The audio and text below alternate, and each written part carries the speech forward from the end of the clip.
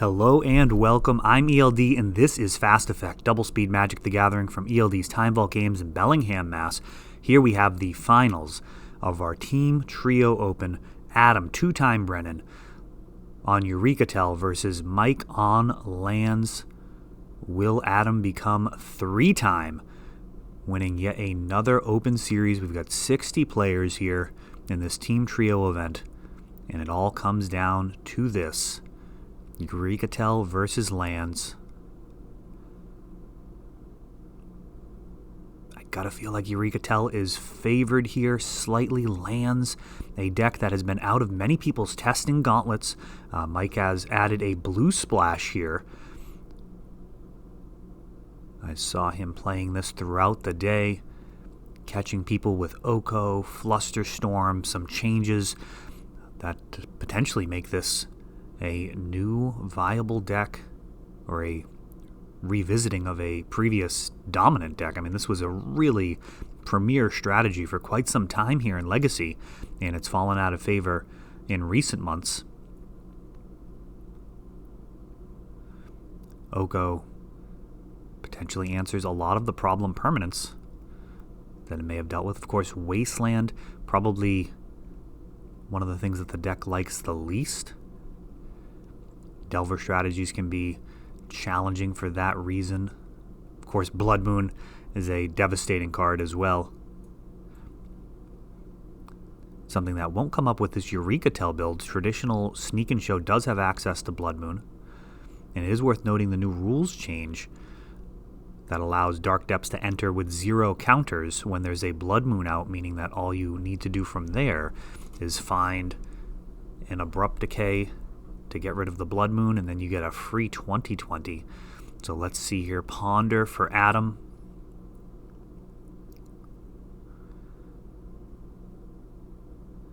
Mike is on 5.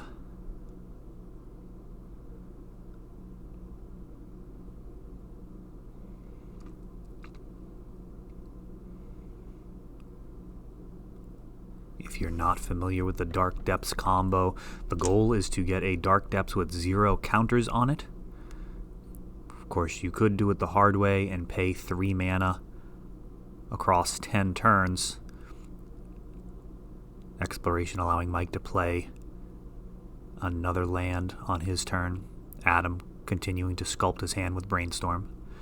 The most common way, especially with this type of lands build, is going to be with Thespian Stage, making a copy of Dark Depths. It copies all of the abilities but does not copy the counters. So you get a free 20/20 Merit Lage. And there we see the Dark Depths. No more lands though for Mike. Rashad and Port tapping down one of Adam's mana. This lands list, aside from being able to make a fairly quick 20/20, for example, if Mike had a Thespian Stage in hand, he would have been able to make a 20/20 here on turn 2. Aside from that very scary potential is the ability to mess with your opponent's mana base in the form of Wasteland and Rashad. Rashad notable in its ability to go after basic lands as well. Port may be at its best in this type of list also because you do have the acceleration of Exploration, along with cards like Life from the Loam to make sure you're not running out of lands. Definitely feels a lot better when you have way more lands than your opponent and you're porting them than when you're just kind of using your entire mana base to hit half of theirs. And now we have a Elvish Reclaimer card that really changed this entire archetype. He has the ability he has the ability to tutor up the wind. So we've got a Show and Tell, putting in an Omniscience, and now Intuition for free. This Elvish Reclaimer would need one more turn to go get a Thespian Stage, and then another turn to make a 20/20, and it looks like that's going to be far too slow here in game number 1. A Cunning Wish is selected off of this Intuition. Now it's being cast, and that is likely going to be a wrap here We've got a shared summonings and a Gristlebrand and an Emrakul. We're going to have 22 damage in the air extra turn thanks to Emrakul actually being cast here. This is actually being cast because of Omniscience. Untap, and it's going to be time to swing for lethal.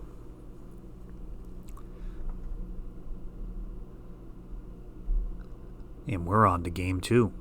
Let me silence this phone. I just announced the ELD Team Trio Open February 16th is open for registration, and already getting people messaging asking about that. The only way to reserve your spot is on ELD's timeballgames.com. We're stopping by the store. You do need to pick up a ticket. There will not be enough space for everybody that wants to play. Every one of these events we've had many people who did not get in time. We're looking at doing a very large event over the summer as well, one that will not have a cap. But for now, we're talking about these 60-person events. At least on a monthly basis. We're also going to be doing Team Unified Legacy as well. See how that goes. It's a very interesting puzzle. But back to the action here. Mike on lands, no doubt ready for combo decks here. One of the toughest things for lands to combat game 1. So the sideboard very often designed to handle the faster combo decks, and here we see Flusterstorm. This is a kind of decision that is reflected in the entire deck building process. Mike choosing for this blue splash. Mox Diamond as well enables even more blue mana, giving him the ability to cast Oko early enough that it can just potentially win the game on its own. Certainly answer any type of problem permanence on the other side, artifacts and creatures.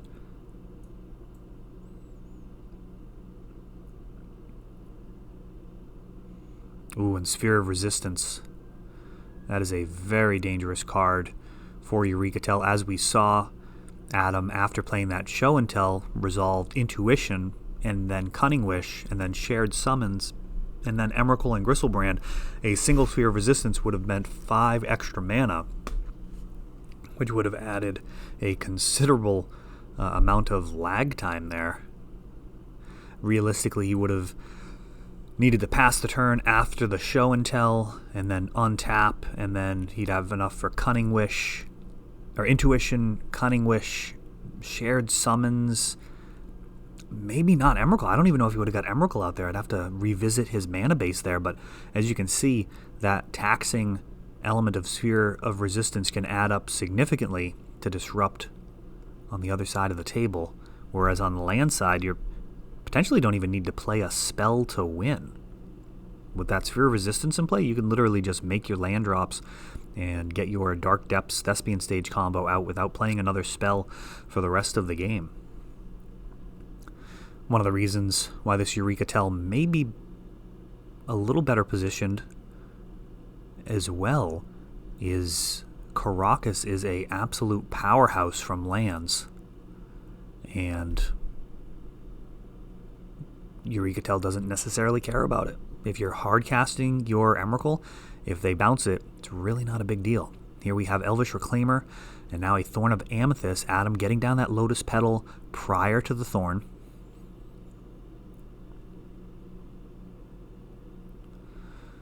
Grabbing a basic island.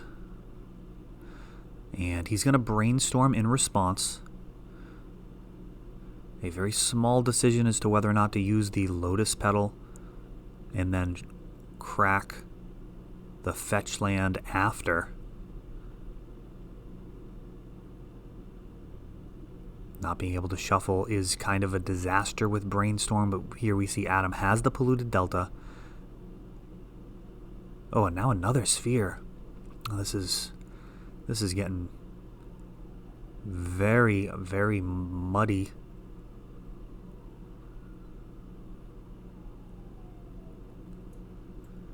Now, Echoing Truth is in Eureka Tell's sideboard very often, and luckily for Mike, he's got a Sphere and a Thorn, so it actually won't get answered by both. Sylvan Library, 4 mana. And a very interesting decision. It may have been time to start tutoring here with this Elvish Reclaimer. Instead, he's just going with the beatdown plan and getting the backup of Sylvan Library.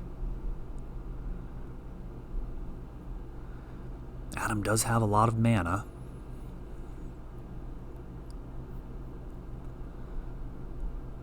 Only takes 1 spell potentially to win. He could show and tell in a Gristlebrand or Emrakul, and that could potentially be enough.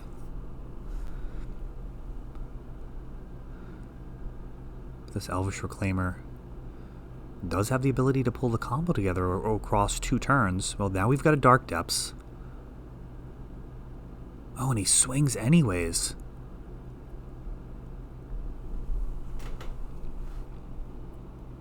I do not know what to make of that.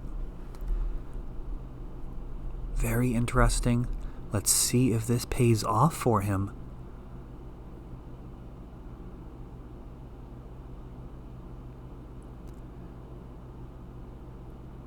Using the 3 mana just to remove a counter, definitely not going to be the way that this game ends. There's no way that he's going to end up sinking 27 more mana into a Dark Depths, even if he had an Urborg out and was able to tap the Depths for mana, taking off 2 each turn.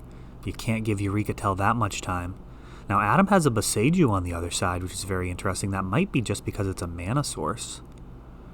And now we've got a Brainstorm.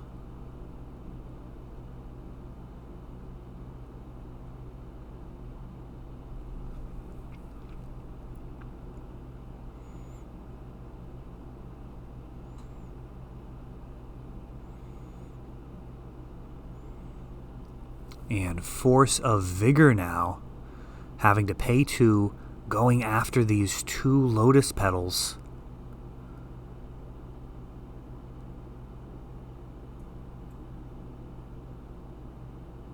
And Adam has responses. He is throwing out a Cunning Wish, leaving Boseiju. Oh, and he's got Flusterstorm. Oh, Adam did not see that coming. Who would here? We've got Boseiju untapped. He could have made this Cunning Wish uncounterable by tapping the Boseiju for it at the cost of 2 life. And Cunning Wish is countered.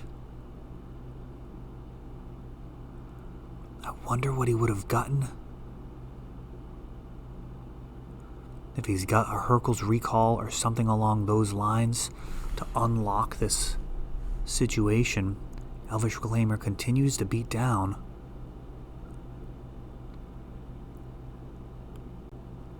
Adam still with 5 mana. He can still cast a Show and Tell.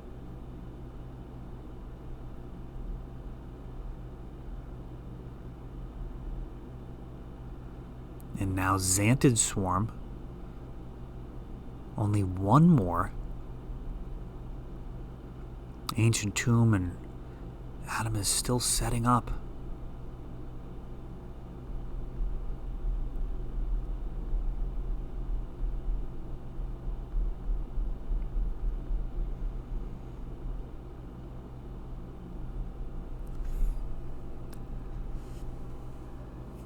Elvish Reclaimer gets larger as time goes on here, with more lands in the graveyard.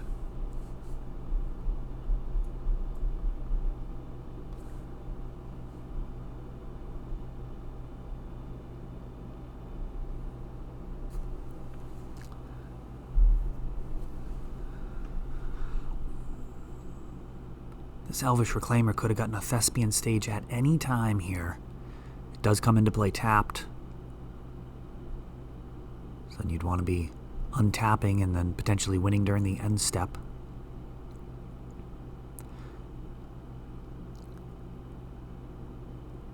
The deck likely has Sajiri's Step as well, so the Elvish Reclaimer can get your Dark Depths, get your Thespian Stage, probably in the other order because it doesn't matter if the Dark Depths comes in tapped, and then you can make a copy with Thespian Stage and be able to protect it. And now we've got a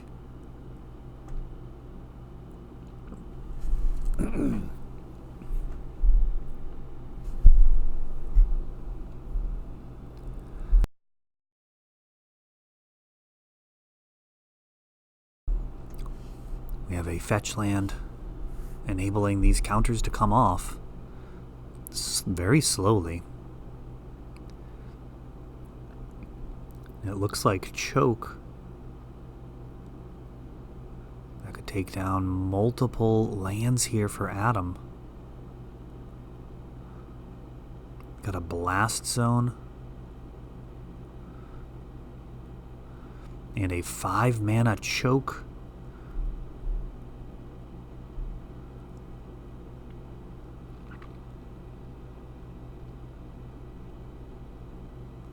Looks like it's just resolving. During the end step, we got Boseiju powering out and Echoing Truth, so not able to answer the spheres here. But he does unlock his mana base. Xantid Swarm ready to be a chump blocker here to stop this Elvish Reclaimer.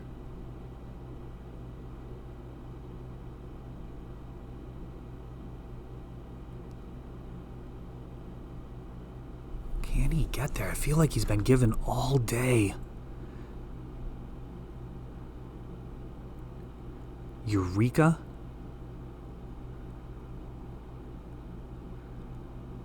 Here comes Omniscience.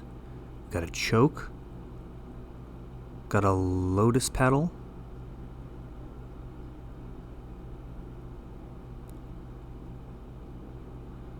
So he's got just 2 mana left. I believe he's at 1 life here, tapping Ancient Tomb.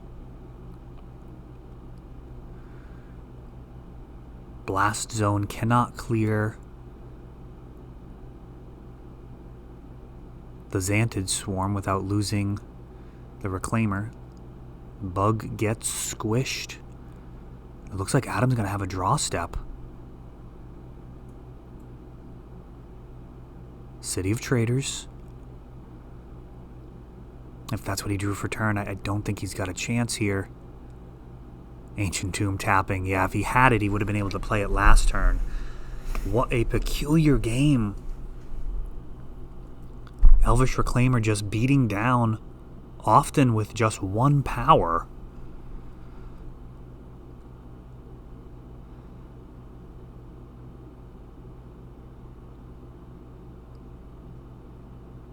Man, it seems like Adam just never had it there either, right? He resolved Eureka, so he just never had a Emrakul or Gristlebrand.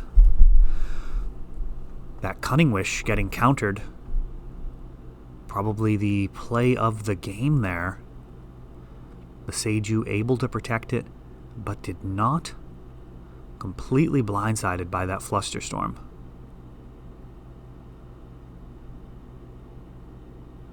If that Cunning Wish resolves and gets something along the lines of shared summonings, then that would have been a wrap. He did manage to get an Omniscience into play, but no creature, and Adam starting things out with a fetch land and a Lotus Petal. Mike, a fairly slow start here. No accelerants. He's got a couple of Flusterstorms, but no blue mana up on the first turn either.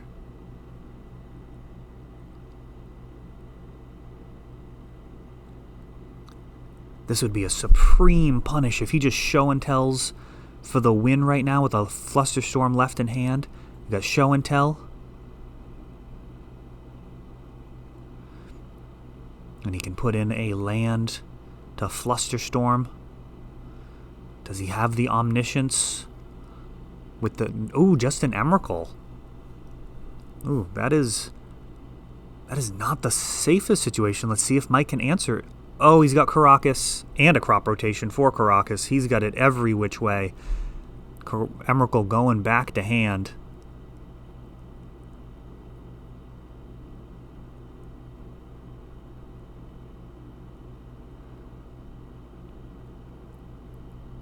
Bouncing it now, thinking through stifle and similar effects.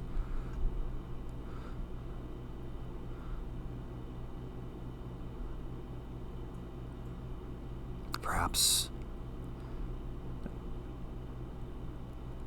Adam sensing that the shields were down there and that Flusterstorm could become a problem later, hoping that Emrakul would be good enough, but Lands does have access to Caracas in the main deck, along with ways of tutoring it up and potentially getting it back with Life from the Loam. Does make winning with Emrakul or attacking with Gristlebrand one of the toughest ways to actually get the job done against the Lands deck. And now Boseiju, so that's potentially blanking these Flusterstorms in Mike's hand. Not for long. Wasteland taking that out. I gotta imagine that. Boseiju literally brought in just because it's a mana source, and Veil of Summer not particularly strong in this matchup.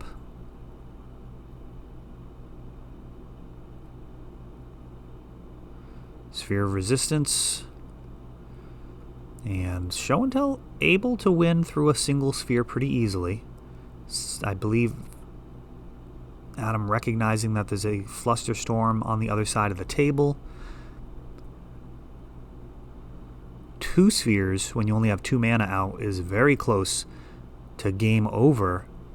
However, Mike will not be able to defend this with Flusterstorm now, as the original sphere makes Flusterstorm cost 2.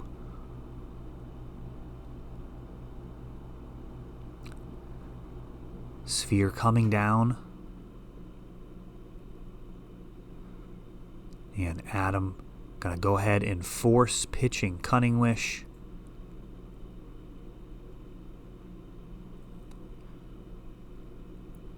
Cunning Wish does go down a little bit in value with that Sphere of Resistance out. It's not an auto win with Omniscience.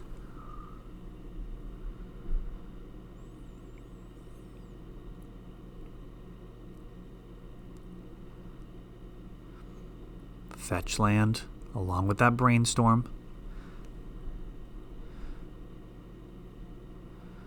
Adam has some work ahead of him. He's going to have to deal with multiple Flusterstorms. His Boseiju's in the graveyard. Xantid Swarm would be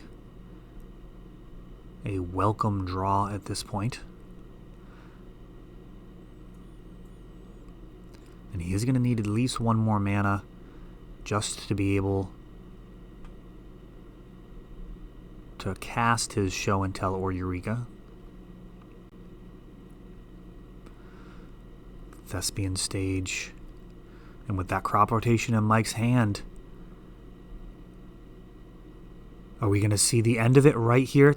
Caracas being tapped, Taiga sacrificed, crop rotation resolving.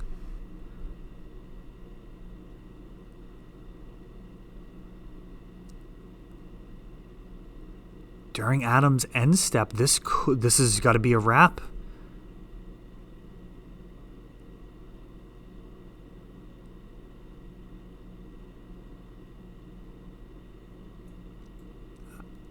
Not a lot's going to interact with this. It's just time to make a 20/20.